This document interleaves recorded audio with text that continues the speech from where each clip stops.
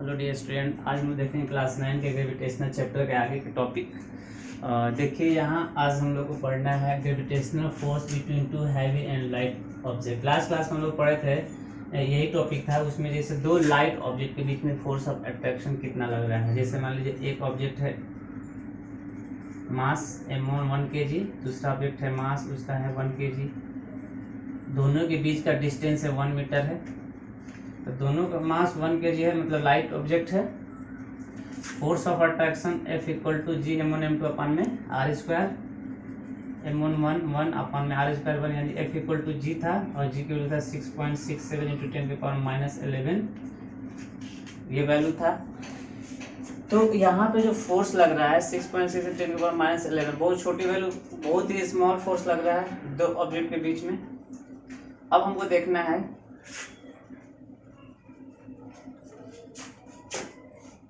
when body of mass 1 kg is hold on a surface of earth। यहाँ पे हमको यानी दो मास है, एक मास है बॉडी का जो 1 kg है 1 kg है, और दूसरा जो मास है वो अर्थ का है। अर्थ लेंगे यहाँ पे, तो एक मास है mass m1 equal to 1 kilogram, mass m2 यानी mass of earth equal to, ये अर्थ का मास होता है 6 इंटू 10 के पावर 24 kg। ये अर्थ ऑफ मास है 6 इंटू 10 के पावर 24 kg। तो हमारे पास एक लाइट ऑब्जेक्ट है और एक हैवी ऑब्जेक्ट है। इन दोनों के बीच में हम देखेंगे कि फोर्स ऑफ अट्रैक्शन कितना लग रहा है। तो देखिए कैसे सॉल्व करेंगे। अच्छा, ये जो अर्थ है और ऑब्जेक्ट है, the distance between centre of two bodies, the radius of earth यानी डिस्टेंस हो जाएगा, क्योंकि ये रेडियस के अर्थ के कंपेयर में इसका जो डिस्टेंस है बहुत स्मॉल है, यानी अर्थ ऑफ रेडियस का अर्थ होता है 6.4 इंटू 10 के पावर 6 मीटर। तो ये दोनों के बीच का डिस्टेंस r हो जाएगा। और हमको ये universal law of gravitational force से पता है F equal to ji m1 m2 upon में r स्क्वायर।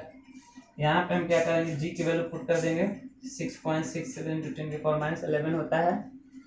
m1 1 kg, यहाँ रख दिए 1 kg, m2 6 इंटू 10 के पावर 24, यहाँ रख दिए, अपान में डिस्टेंस r कितना है 6.4 इंटू 10 के पावर 6 मीटर का स्क्वायर, ये है। इसको सॉल्व करेंगे तो हमारे पास आएगा F इक्वल टू 9.8 न्यूटन।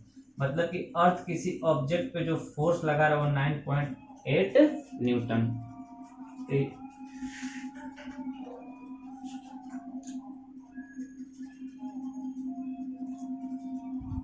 तो यहाँ पे फोर्स कितना हो जाएगा 9.8 न्यूटन। अब नेक्स्ट देखिए, when two bodies are heavy, जब दो बॉडीज हैवी हो, दोनों हैवी हो। देखिए हैवी दो ऑब्जेक्ट हमको लेना है, तो एक हमने ले लिया, let the two bodies earth and moon, दोनों हैवी है, एक अर्थ लिया और दूसरा मून लिया। तो अर्थ का मास m1 होता है 6 इंटू 10 के पावर 24 किलोग्राम, और मून का मास होता है 7.4 इंटू 10 के पावर 22 kg।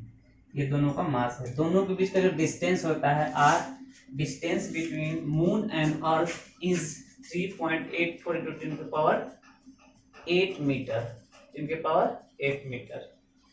ये होता है दोनों के बीच का डिस्टेंस। ये फार्मूला लगा देंगे, F equal to ji m1 m2 upon में r square. F equal to G की वैल्यू पुट कर दे 6.67 इंटू 10 के पावर -11, m1 की वैल्यू है यहाँ पे 6 इंटू 10 के पावर 24, मैंने यहाँ पुट कर दिया।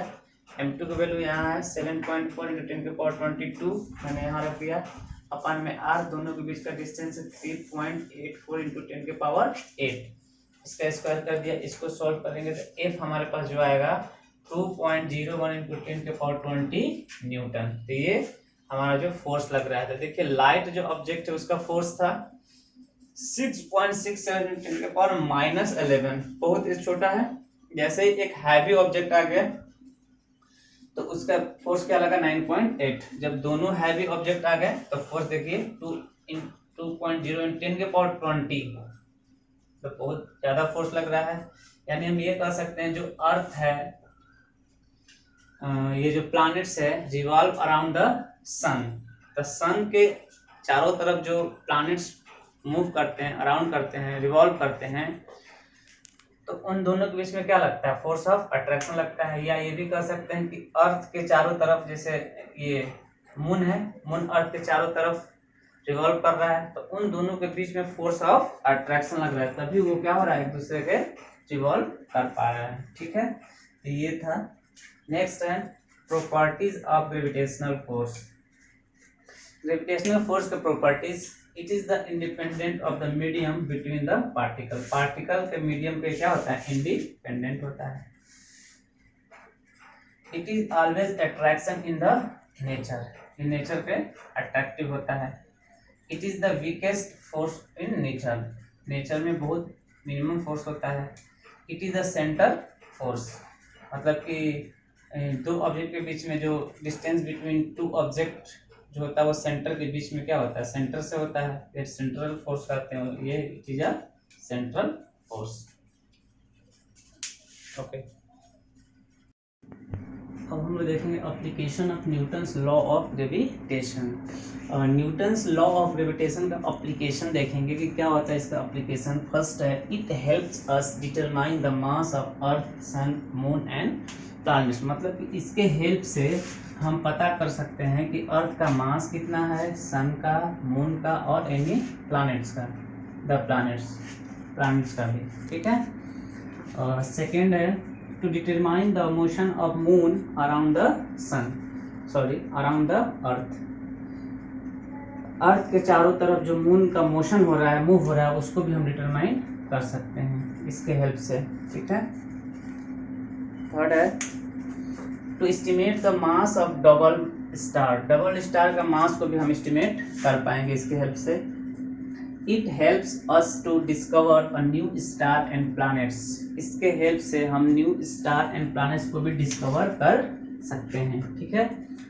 नेक्स्ट है, calculate the acceleration due to gravity on the surface of earth या एनी प्लैनेट्स पे हमको फाइंड करना है ड्यू टू ग्रेविटी, मतलब कि हमको ग्रेविटी फाइंड करना है। तो यहाँ पे मैंने ले लिया कि एक अर्थ है हमारे पास, ये अर्थ का मास होगा m into E, M for mass, A for earth. Earth of mass हो गया, और उस अर्थ पे कोई ऑब्जेक्ट मैंने m रखा, उस m से और अर्थ के बीच में जो ग्रेविटी लगेगा उसको हमको फाइंड करना है। और अर्थ का रेडियस क्या हो गया? r e। तो force of attraction on a body due to earth, earth के कारण, अर्थ की वजह से बॉडी पे जो फोर्स लगेगा, न्यूटन के ग्रेविटेशनल लॉ ऑफ फोर्स का फार्मूला यही होता है, यही लगेगा force F equal to G M E M upon में r का square. A force exerted by the earth produced acceleration due to which object move downward। अगर कोई भी ऑब्जेक्ट अर्थ की तरफ डाउनवर्ड मूव करके आ रहा है तो उस पर भी कोई फोर्स लगेगा। तो न्यूटन सेकेंड लॉ से F equal to M into A ये होता है, और ए यहाँ पे एक्सेलरेशन है। अब एक्सेलरेशन ड्यू टू ग्रेविटी हो जाएगा तो हम उसको रिप्लेस कर देंगे ए इक्वल टू जी, यानी F equal to M into G. Equation 1 और 2 को इक्वेट करेंगे तो M G equal to G M E M upon में आर का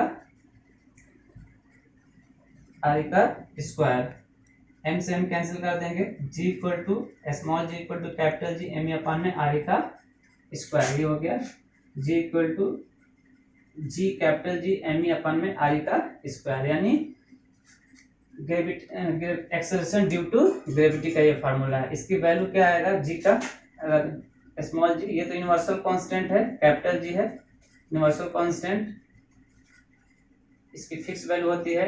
कहीं भी जाएंगे पूरे यूनिवर्स में कैपिटल जी की वैल्यू फिक्स होता है। इसकी वैल्यू क्या होती है बता चुका हूँ, 6.67 इंटू 10 के power minus 11 newton metre square पर किलोग्राम स्क्वायर, ये वैल्यू होता है।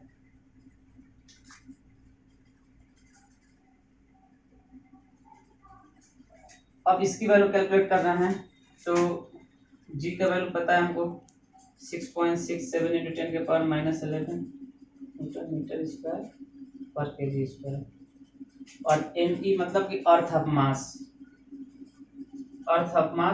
मास ऑफ अर्थ का मास क्या होता है 6.4 इंटू 10⁻24 kg यही होता है। और रेडियस क्या होता है अर्थ का 6 × 10⁻6 मीटर, 6 × 10⁻6 मीटर, ये इसका क्या होता है रेडियस होता है।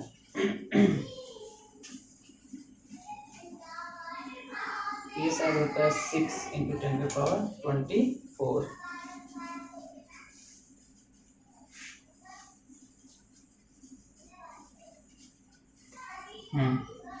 ये होता है 6 × 10⁻24, ये होता है 6.4 × 10⁻6 मीटर। अब ये वैल्यू पुट कर देंगे इसमें 6.67 × 10⁻11 इंटू 6 × 10⁻24 अपन में 6.4 × 10⁻6। इसको अगर हम सॉल्व करेंगे तो 9.8 न्यूटन आएगा, यानी small G acceleration due to gravity 9.8। ये हर प्लैनेट के लिए अलग अलग वैल्यू होगा, ये वैल्यू चेंज हो सकता है, ये फिक्स नहीं है, कहीं जी की वैल्यू कुछ और होगा, दूसरी जगह कुछ और होगा, ये वेरिएबल है। लेकिन ये जो है कैपिटल जी का वैल्यू फिक्स होता है 6.67 × 10⁻11। ठीक है, ओके, थैंक यू।